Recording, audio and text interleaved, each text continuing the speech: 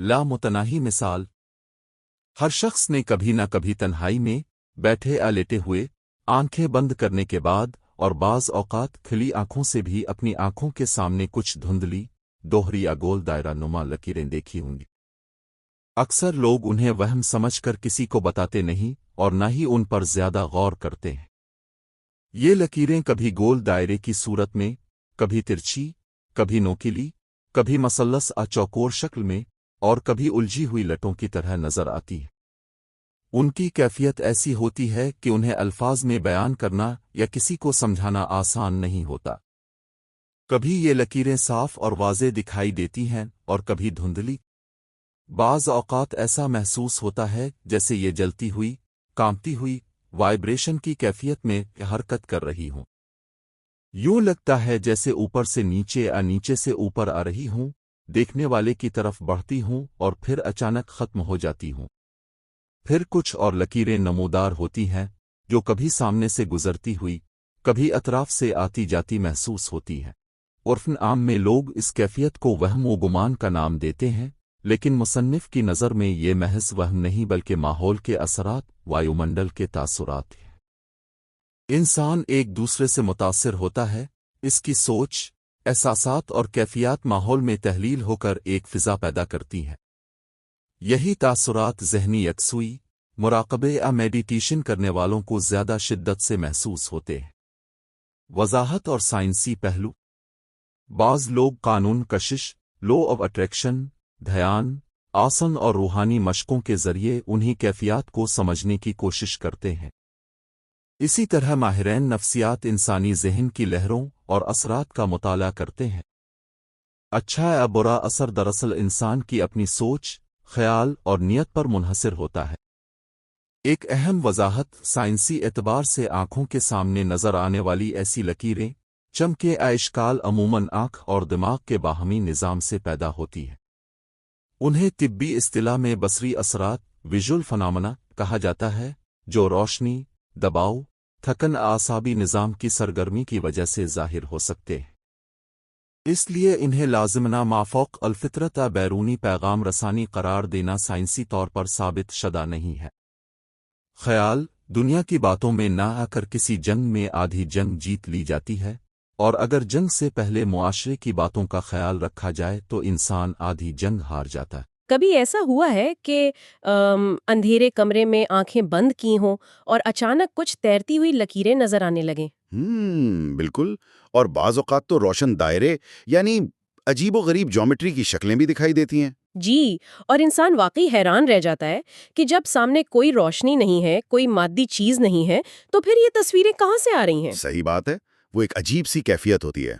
मतलब क्या ये महज आंखों का धोखा है या हमारे अपने ही ख्यालात और शऊर का कोई ऐसा कैनवस है जो जो मादी दुनिया की सरहदों से बाहर मौजूद है? ये एक ऐसा तजुर्बा है जो हर इंसान की जिंदगी में कभी ना कभी जरूर होता है। हाँ, लेकिन इस पर गौर कम ही किया जाता है। अक्सर लोग इसे बस एक वहम समझकर भुला देते हैं। बिल्कुल। और आज का ये गहरा मुताला और फलसफियाना तज्जिया बिल्कुल इसी सरहद पर खड़ा है, जहां नजर आने वाली हकीकतें और ना नजर आने वाले तस्वुरात आपस में टकराते हों। आज हम दो इंतहाई अहम, तवील और फिक्रंगेज तहरीरों की गहराई में जा रहे हैं। जी, और ये दोनों तहरीरें मुसन्निफ मोहम्मद शकूर शाकिर निमाना की हैं। पहली तहरीर का उन्वान है वजूद की मंतिक, इल्हाद के साथ मुकालमा। और दूसरी तहरीर भी उन्हीं की है, जो बसरी बाज़गश्त, इंसानी सोच का माहौल के हवाले से है। हमारा मकसद इन दोनों तहरीरों के एक एक पहलू को उनकी पूरी मंतिक के साथ खोलना है और ये समझना है कि इंसानी शऊर, तस्वुरात और वजूद के दरमियान आखिर क्या ताल्लुक है और कैसे हमारे ख्यालात हमारे इर्द गिर्द का माहौल तश्कील देते हैं। चलिए इस बात की तह तक पहुंचते हैं। ये वाकई एक बहुत ही गहरा और वसी मौजू है। आज का ये तज्जिया महज चंद सवालात के सीधे साधे जवाबात देने का नाम नहीं है। हम दरअसल इंसानी सोच के इस नाजुक और पेचीदा दायरे को समझने की कोशिश कर रहे हैं, जहां फलसफा, नफ्सियात और मादी हकीकतें एक नुक्ते पर आके मिल जाती हैं। तो फिर शुरुआत मुसन्निफ मोहम्मद शकूर शाकिर निमाना के पहले मजमून से करते हैं। इस तहरीर में वजूद की मंतिक पर बड़ी तफसील से बात की गई है। مضمون کا آغاز ایک ملحد یعنی خدا کے وجود سے انکار کرنے والے شخص کی جانب سے اٹھائے گئے 4 بنیادی سوالات سے ہوتا ہے۔ صحیح، اور وہ سوالات واقعی منطق کی بنیاد پر کھڑے کیے گئے ہیں۔ بالکل۔ پہلا سوال یہ ہے کہ اگر خدا ہے تو باقاعدہ دلیل کے ساتھ اس کے وجود کو ثابت کیا جائے۔ دوسرا سوال یہ اٹھایا گیا ہے کہ خدا کو رزاق ثابت کریں اور بتائیں کہ وہ کہاں موجود ہے۔ تیسرا سوال اس کائنات کے نظام کے حوالے سے ہے کہ خدا اس کائنات کا قادر کیسے ہے اور وہ اس کا خالق کیسے بنا۔ اور چوتھا سوال جو ان سب کا نچوڑ ہے کہ خدا کا اگر کوئی وجود ہے تو اسے ثابت کرے۔ ظاہر ہے بظاہر یہ سوالات منطق کی کسوٹی پر پورے اترنے کا مطالبہ کرتے ہیں۔ ایک ایسا مطالبہ جو کسی لیبارٹری کے تجربے کی طرح ٹھوس ہو، ہے نا؟ بالکل، اور یہیں پر مصنف شاکر نعمانہ کا جواب ایک خالصتاً فلسفیانہ اور نفسیاتی موڑ لیتا ہے۔ وہ ان سوالات کو روایتی انداز میں رد نہیں کرتے۔ اچھا، تو وہ کس طرح اسے دیکھتے ہیں؟ وہ دراصل سوال پوچھنے والے کی نفسیات کا تجزیہ کرتے ہیں۔ مصنف کے مطابق جو شخص یہ سوالات اٹھا رہا ہے وہ دراصل ملحد ہونے سے زیادہ ایک ملحق ہے۔ ملحق مطلب جو جڑنا چاہتا ہو۔ جی بالکل، یہاں ملحق سے مصنف کی مراد ایک ایسا شخص ہے جو اندرونی طور پر کسی نہ کسی سچائی سے جڑنا چاہتا ہے، جو مزید یقین دہانی کا مطالچی ہے۔ وہ دراصل کسی اور کے دلائل، علم اور منطق کے ذائقوں سے اپنے اندر کی بے چینی کو مطمئن کرنا چاہتا ہے۔ اس کا ذہن شکوک میں ضرور گھرا ہے، لیکن وہ سوال اور بحث کے ذریعے اس کامل یقین تک پہنچنے کی لاشعوری کوشش کر رہا ہے، تاکہ اس کے وجود کو ایک قرار مل سکے۔ واقعی یہ ایک نیا زاویہ ہے، اور مصنف نے یہاں وجود کی جو سب سے بڑی دلیل پیش کی ہے وہ بحث کے پورے رخ کو ہی بدل دیتی ہے۔ بالکل بدل دیتی ہے۔ ان کا استدلال یہ ہے کہ انکار، اقرار، اصرار اور بحث یہ سب ہمیشہ اسی چیز پر ہوتے ہیں جس کا کوئی وجود ہو اور جس کا کوئی نام ہو۔ صحیح بات ہے۔ بغیر کسی تصور کے بحث تو ہو ہی نہیں سکتی۔ تحریر میں سورج کی بڑی خوبصورت مثال دی گئی ہے۔ رات کے وقت جب گہرا اندھیرا ہوتا ہے تو سورج کہیں نظر نہیں آتا، نہ اس کی روشنی ہوتی ہے اور نہ دھوپ، نہ ہی تپش کا کوئی احساس ہوتا ہے۔ لیکن کیا رات کی اس تاریکی میں سورج کے وجود پر گفتگو نہیں ہوتی؟ بالکل ہوتی ہے۔ رات کی تاریکی دراصل سورج کی عدم موجودگی کا شدت سے احساس دلاتی ہے، مگر انسانی ذہن میں سورج کا تصور، اس کا نام اور اس کا وجود پوری طرح قائم رہتا ہے۔ یہ ایک بہت ہی زبردست اور گہری منطق ہے۔ دیکھیں، سورج کا وقتی طور پر حواس سے اوجھل ہو جانا اس کے مادی یا تصوراتی وجود کو ختم نہیں کرتا۔ اسی طرح مصنف کا ماننا ہے کہ خدا کے وجود پر جو مسلسل صدیاں گزر جانے کے باوجود بحث جاری ہے، وہ بحث خود اس بات کا ثبوت ہے کہ کسی نہ کسی سطح پر وہ وجود اور وہ تصور تسلیم شدہ ہے۔ رات کو سورج نظر نہیں آتا، لیکن انسان اپنی منطق اور اپنے شعور کی آنکھ سے اسے پہچانتا ہے۔ جی لیکن ذرا رکیے، انسان تو یونیکارن، ڈریگن یا اڑنے والے گھوڑوں کا نام بھی لیتا ہے۔ ان کی صفات بھی ذہن میں ابھرتی ہیں، ان پر بھی کتابیں لکھی گئی ہیں۔ ہاں، یہ ایک عام طور پر آنے والا خیال ہے۔ مگر ان کا حقیقت میں کوئی مادی وجود نہیں ہوتا، تو کیا محض ایک نام کا ہونا اور اس پر بحث ہونا اس کے مادی وجود کی حتمی دلیل بن سکتا ہے؟ یہاں جو بات سب سے حیران کن ہے وہ یہ ہے کہ ہمیں مادی حقیقت اور تصوراتی حقیقت کے فرق کو باریکی سے سمجھنا ہوگا۔ کس طرح سے؟ جب انسان یونیکارن یا اڑنے والے گھوڑے کا تصور کرتا ہے تو وہ دراصل پہلے سے موجود مادی حقیقتوں کو جوڑ رہا ہوتا ہے۔ اچھا، یعنی گھوڑا ایک مادی حقیقت ہے؟ جی، گھوڑا ایک حقیقت ہے، پرندوں کے پر ایک مادی حقیقتیں ہیں، ایک سینگ کا ہونا ایک حقیقت ہے۔ انسان کا ذہن ان موجود چیزوں کو ملا کر ایک نیا خاکہ بناتا ہے۔ یہ بات تو ہے۔ لیکن جب خدا کے تصور کی بات آتی ہے تو وہ کسی مادی چیز کا جوڑ توڑ نہیں ہے، بلکہ وہ ایک حتمی اور مطلق وجود کا تصور ہے۔ صحیح۔ مصنف کی دلیل کا محور یہ ہے کہ اگر کسی ہستی کا تصور ہی انسانی شعور میں نہ ڈالا گیا ہوتا تو اس کے انکار کا خیال بھی پیدا نہیں ہو سکتا تھا۔ بحث ہمیشہ اسی پر ممکن ہے جس کے ہونے کا کوئی دعویٰ موجود ہو۔ انکار کرنے کے لیے بھی پہلے ذہن کو ایک تصوراتی فریم ورک بنانا پڑتا ہے۔ بالکل، وجود کا تصور پہلے آتا ہے، انکار بعد میں۔ یہاں آ کر بات واقعی بہت دلچسپ ہو جاتی ہے۔ اس تصوراتی وجود کو مزید واضح کرنے کے لیے مصنف نے ایک اور کمال کی مثال دی ہے، جسے ہم پرویز کی مثال کہہ سکتے ہیں۔ جی، وہ ہارڈ ویئر اور سافٹ ویئر والی بہت عمدہ مثال ہے۔ فرض کریں ایک انسان ہے جس کا نام پرویز ہے۔ اب وہ پرویز فوت ہو جاتا ہے۔ اس کا جو مادی وجود تھا، جو گوشت پوشت کا جسم تھا، وہ مینو مٹی تلے دفن ہو گیا اور ختم ہو گیا۔ اس جسم کا وجود مٹ گیا؟ بالکل، لیکن کیا وہ پرویز نام ختم ہو گیا؟ نہیں، وہ نام باقی رہتا ہے، اور پھر کچھ عرصے بعد کسی خاندان میں ایک نیا بچہ پیدا ہوتا ہے، اس کا نام پرویز رکھ دیا جاتا ہے۔ اور یوں وہ پرانا نام ایک بالکل نئے مادی وجود کے ساتھ جڑ جاتا ہے۔ ہاں، اور جب پہلا پرویز فوت ہوا تھا تب بھی دنیا کے مختلف حصوں میں بے شمار افراد پرویز نام کے موجود تھے۔ تو مادی وجود اور نام کا تعلق، یہ تو بالکل ایسا ہے جیسے کسی کا کمپیوٹر کریش ہو جائے، یعنی ہارڈ ویئر تباہ ہو جائے، لیکن اس کے اندر کا سافٹ ویئر اور ڈیٹا کلاؤڈ پر ہمیشہ محفوظ رہے۔ زبردست۔ مادی جسم اس ہارڈ ویئر کی طرف فانی ہے، مگر نام اس کلاؤڈ پر موجود ڈیٹا کی طرح لافانی ہے جو کسی بھی نئے ہارڈ ویئر میں اتارا جا سکتا ہے۔ یہ ایک انتہائی شاندار تشبیہ ہے۔ انسان نام اور مادی وجود کو ایک ہی چیز سمجھنے کی غلطی کرتا ہے، جبکہ یہ دونوں الگ الگ جہتیں رکھتے ہیں۔ فلسفے کی روح سے نام اور تصور کا اپنا ایک آزادانہ وجود ہے، جو جسمانی یا مادی حدوں کا محتاج نہیں ہے۔ بالکل نہیں۔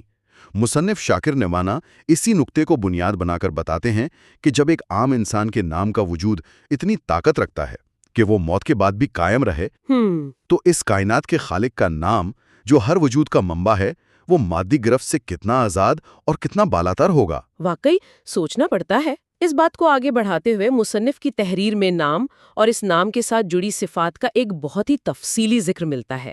الفاظ کیسے ادا ہوتے ہیں اور ذہن میں کیسی تصویر ابھرتی ہے، یہ واقعی حیرت انگیز ہے۔ جی، وہاں جانوروں کی بڑی دلچسپ مثالیں دی گئی ہیں۔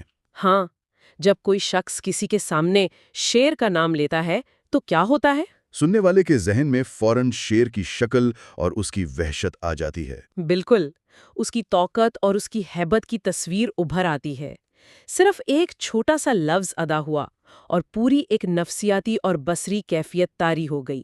اور صرف شیر ہی نہیں، مصنف نے تحریر میں گدھے کی مثال بھی شامل کی ہے۔ جب گدھے کا نام لیا جائے تو ذہن میں فوراً اس کا بوجھ اٹھانا، اس کی محسوس ناگوار آواز اور معاشراتی طور پر اس سے منسوب بے وقوفی کی علامت ابھر آتی ہے۔ یعنی کوئی بھی نام اکیلا سفر نہیں کرتا۔ بالکل نہیں، وہ اپنے ساتھ اپنی صفات اور تاریخ کا ایک پورا قافلہ لے کر چلتا ہے۔ اور پھر سانپ کی مثال دی گئی ہے۔ سانپ کا نام سنتے ہی ذہن میں اس کا زہریلا ڈنگ، اس کا بل کھا کر چلنا اور ایک خاص قسم کی دہشت آ جاتی ہے۔ انسان اگر تصور میں گہرائی تک جائے تو رونگٹے کھڑے ہو جاتے ہیں۔ یہ بالکل ویسے ہی ہے جیسے آج کل کے دور میں خبروں یا سوشل میڈیا پر کچھ مخصوص الفاظ سنسنی پھیلانے کے لیے استعمال ہوتے ہیں۔ ہاں، لفظوں کا اپنا ایک جادو ہوتا ہے۔ جیسے ایک لفظ ادا ہوتا ہے بحران یا وائرس، اور پورے معاشرے میں خوف یا غصے کی لہر دوڑ جاتی ہے۔ صحیح بات ہے۔ یہ سب دیکھ کر یہ سوال ذہن میں شدت سے اٹھتا ہے کہ کیا یہ صفات واقعی ان الفاظ کے اندر قید ہیں، یا انسانی ذہن صدیوں کے مشاہدے اور تجربے کے بعد ان صفات کو نام کے ساتھ جوڑنے کا اتنا عادی ہو چکا ہے کہ اب نام اور صفت کو الگ کرنا ممکن ہی نہیں رہا۔ اگر ہم اسے وسیع تر پس منظر میں دیکھیں تو یہ دراصل انسانی ادراک کی وہ بنیادی خاصیت ہے جو نام اور صفت کو ایک اکائی میں دیکھتی ہے۔ یعنی دونوں جڑے ہوئے ہیں۔ جی، لفظ صرف ایک کھول ہے، اصل طاقت اس کے اندر موجود صفات کی ہے، اور یہ وہ مقام ہے جہاں مصنف اس بحث کو خدا کے نام اور اس کی صفات سے جوڑتے ہیں، جو کہ اس تحریر کا اصل مغز ہے۔ بالکل۔ جب لفظ خدا ادا کیا جاتا ہے تو انسانی تصورات میں بے شمار اور متضاد صفات بیک وقت جلوہ گر ہوتی ہیں۔ وہ قہار ہے، زبردست ہے، غضبناک ہے، لیکن اسی کے ساتھ وہ رحمان بھی ہے، رحیم بھی، خبردار بھی اور بے انتہا مہربان بھی۔ تحریر میں خدا کی ان لامحدود صفات کو ایک بہت ہی کمال اور وسیع استعارے کے ذریعے سمجھایا گیا ہے۔ یہ کہا گیا ہے کہ اگر اس بات کا ارادہ کر لیا جائے کہ اللہ تعالیٰ کی تمام صفات کو لکھنا ہے اور اس کائنات کے تمام درختوں کو کاٹ کر ان کے قلم بنا لیے جائیں، اور دنیا کی تمام نہروں، دریاؤں، سمندروں اور جھیلوں کے پانی کو روشنائی یا سیاہی میں بدل دیا جائے، ہم قلم گھس جائیں گے، سمندروں کی سیاہی سوکھ جائے گی، لیکن صفات کا بیان ختم نہیں ہوگا۔ یہ استعارہ دراصل انسان کی محدودیت اور اس ذات کی لامحدودیت کا موازنہ ہے۔ واقعی رونگٹے کھڑے کر دینے والی بات ہے۔ مصنف نے اس بات کی نشاندہی کی ہے کہ دنیا بھر کی تحقیقات اور تاریخ اٹھا کر دیکھ لیں، تقریباً 99% مذاہب، چاہے وہ کسی بھی خطے کے ہوں، اس ایک بات پر متفق ہیں کہ خدا کی ذات انسانی عقل و شعور کی حدوں سے بہت بلند ہے۔ جی، یہ ایک ایسی ذات ہے جو انسان کی محدود اور مادی سمجھ سے مکمل طور پر ماورا ہے۔ اور یہاں ایک بہت بڑی ستمزیریفی سامنے آتی ہے کہ انسان جس کا اپنا وجود، جس کی اپنی سانسیں اور بقا اس ذات کی دی گئی ضمانت پر قائم ہے، وہ اپنے اسی محدود ذہن کے ساتھ اس لامحدود ذات کے وجود کی ضمانت اور دلیل طلب کر رہا ہوتا ہے۔ یہ بات واقعی انسان کو ششتر کر دیتی ہے کہ ہم اپنے ہی چھوٹے سے دائرے میں قید ہو کر لامحدود کو ماپنے کی کوشش کر رہے ہیں۔ بالکل۔ اب یہاں سے ملحد کا ایک اور بہت اہم سوال ابھرتا ہے جس پر مصنف نے تفصیلی بحث کی ہے۔ سوال یہ ہے کہ جب خدا کو کسی نے اپنی آنکھوں سے دیکھا ہی نہیں تو اسے خوبصورت کیسے کہا جا سکتا ہے؟ ایک عام منطق تو یہی کہتی ہے نا جی، کہ جس ہستی کو دیکھا نہ گیا ہو، اس کی کوئی ظاہری شکل معلوم نہ ہو، اسے خوبصورت یا بدصورت قرار دینے کا آخر کیا جواز ہے؟ یہ ایک ایسا سوال ہے جو ظاہری حسن اور باطنی کمال کی بحث کو جنم دیتا ہے۔ مصنف اس کے جواب میں واضح کرتے ہیں کہ جب انسان یہ سوال کرتا ہے کہ کوئی اندیکھی ہستی خوبصورت کیسے ہو سکتی ہے، تو وہ دراصل اپنے سوال سے ہی ثابت کر رہا ہوتا ہے کہ اس کے ذہن میں اس ہستی کا کوئی نہ کوئی خاکہ موجود ہے۔ بالکل، کوئی نہ کوئی تصور پہلے سے موجود ہے، کیونکہ انسانی نفسیات کا اصول ہے کہ سوال ہمیشہ اسی چیز پر اٹھایا جاتا ہے جس کا کوئی ابتدائی تصور ذہن میں موجود ہو۔ عدم پر سوال نہیں اٹھایا جا سکتا۔ صحیح کہا۔ اور اس تصوراتی خاکے کو سمجھانے کے لیے مصنف نے ایک مصور یعنی پینٹر کی بڑی شاندار مثال دی ہے۔ ایک مصور کسی منظر کو خود اپنی آنکھوں سے نہیں دیکھتا، لیکن جب کوئی دوسرا شخص اسے اس منظر کی باریک تفصیلات، رنگوں اور روشنیوں کے بارے میں بتاتا ہے تو وہ مصور صرف اس بیان کی بنیاد پر ان صفات کو سن کر اپنے ذہن میں ایک خیالی تصویر تخلیق کر لیتا ہے۔ صرف براہ راست مشاہدے کی ضرورت نہیں ہوتی، بلکہ صفات کا بیان اور خوبصورتی کا احساس بھی ایک تصویر مکمل کرنے کے لیے کافی ہوتا ہے۔ تو آخر اس سب کا مطلب کیا ہے؟ اس کا مطلب یہ ہے کہ خوبصورت کیا ہم اندیکھے کی خوبصورتی کو اپنے اندر موجود کمال کے تصور اور صفات کے آئینے میں دیکھتے ہیں؟ بالکل ایسا ہی ہے۔ خوبصورتی صرف اس چیز کا نام نہیں جو آنکھوں کے ریٹینا پر عکس ڈالے۔ خدا کی خوبصورتی محض کسی ظاہری شکل، رنگ یا صورت تک محدود نہیں ہے۔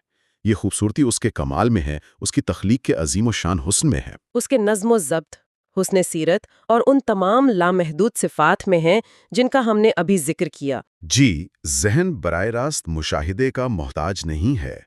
انسان کائنات کے اس بکھرے ہوئے حسن، پہاڑوں کی عظمت، ستاروں کی گردش اور زندگی کے پیچیدہ نظام کو محسوس کر کے اس اندیکھے خالق کا ایک مکمل، بے داغ اور انتہائی خوبصورت تصور قائم کرنے کی صلاحیت رکھتا ہے۔ جہاں صفات کا کمال موجود ہو، وہاں حسن کو بغیر دیکھے محسوس کیا جا سکتا ہے۔ وجود، تصور اور صفات کی اس گہری بحث کے بعد جہاں ہم نے دیکھا کہ کیسے انسانی ذہن اندیکھے کو محسوس کرتا ہے، اب ہم اس تجزیے کے بالکل دوسرے حصے کی طرف آتے ہیں، جو کہ دوسری تحریر پر مبنی ہے۔ جی، یہ مصنف شاکر نمانہ کی دوسری تحریر ہے جس کا عنوان بصری بازگشت، انسانی سوچ کا ماحول ہے۔ ابھی تک ہم بات کر رہے تھے کہ ذہن ان چیزوں کا تصور کیسے بناتا ہے جو مادی نہیں ہیں، لیکن اس تحریر میں سوال یہ ہے کہ بعض اوقات ہماری آنکھیں وہ کچھ کیوں دیکھنے لگتی ہیں جن کا بظاہر کوئی وجود ہی نہیں ہوتا۔ تجربے کو بیان کرتی ہے، اور یہ وہی تجربہ ہے جس کا ذکر ہم نے بالکل آغاز میں کیا۔ ہاں، آنکھوں کے سامنے وہ تیرتی ہوئی لکیریں۔ مصنف نے اسے اپنی تحریر میں لامتناہی مثال یعنی انفینٹ ایگزامپل کا نام دیا ہے۔ جی ہاں، لامتناہی مثال۔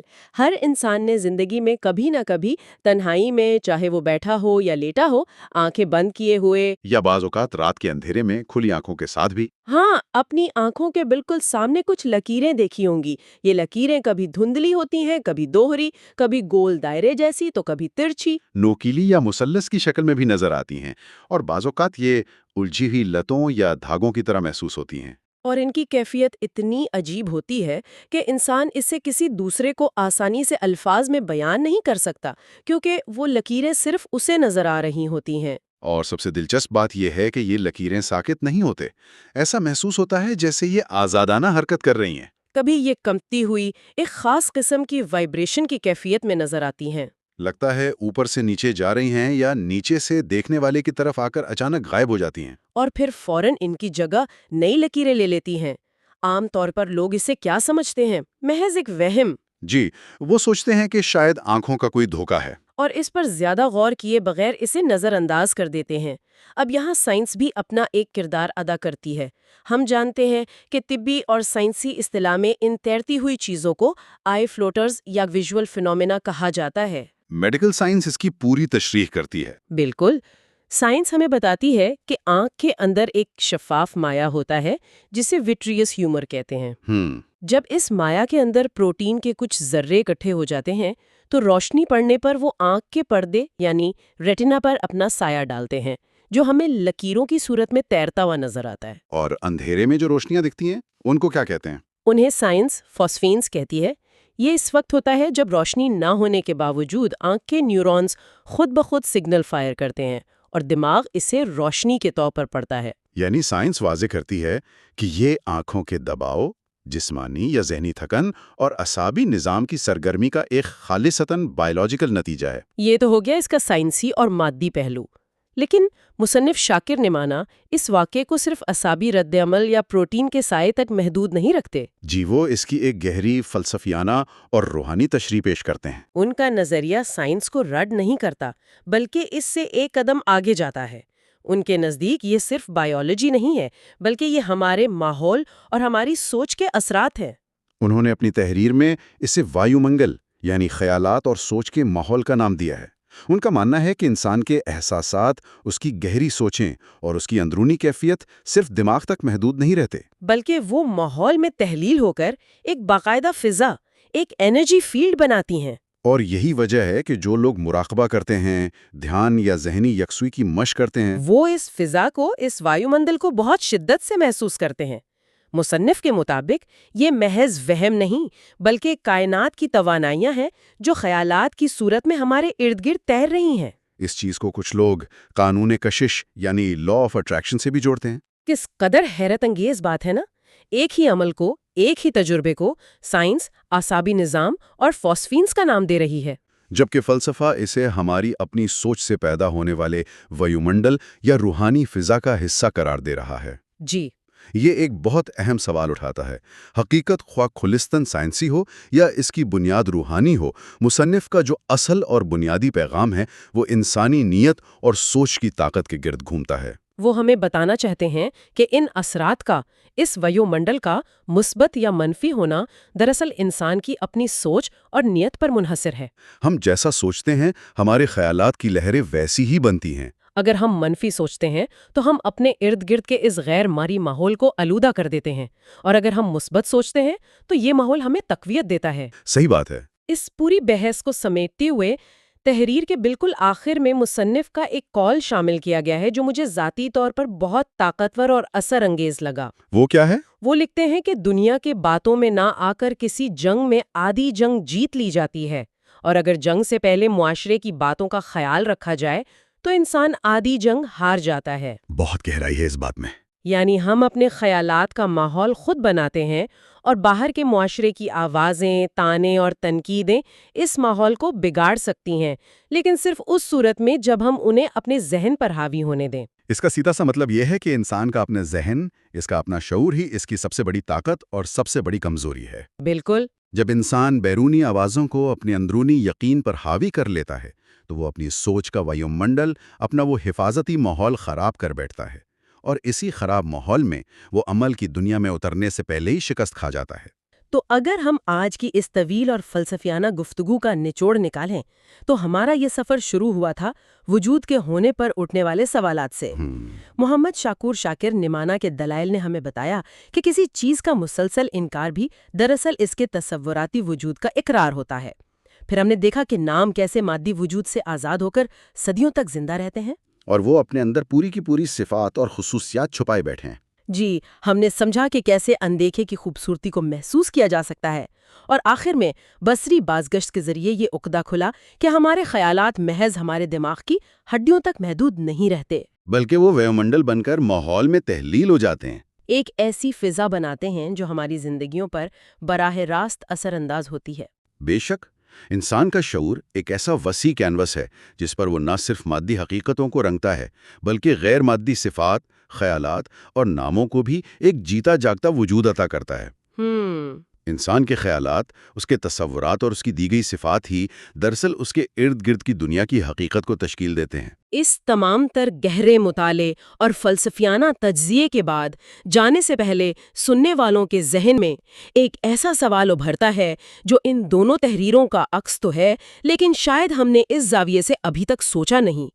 اگر ہمارے الفاظ اور نام ایک ایسی طاقت رکھتے ہیں جو وجود کا احساس دلائیں، اور ہمارے خیالات ہمارے ارد گرد ایک ایسا غیر مرئی ماحول اور وایو منڈل پیدا کرتے ہیں جس کا اثر لازمی طور پر دوسروں پر بھی ہوتا ہے، تو کیا ہم مکمل طور پر اس پوشیدہ دنیا اور ماحول کی ذمہ دار نہیں ہیں جس میں ہم دوسروں کو جینے پر مجبور کر رہے ہیں؟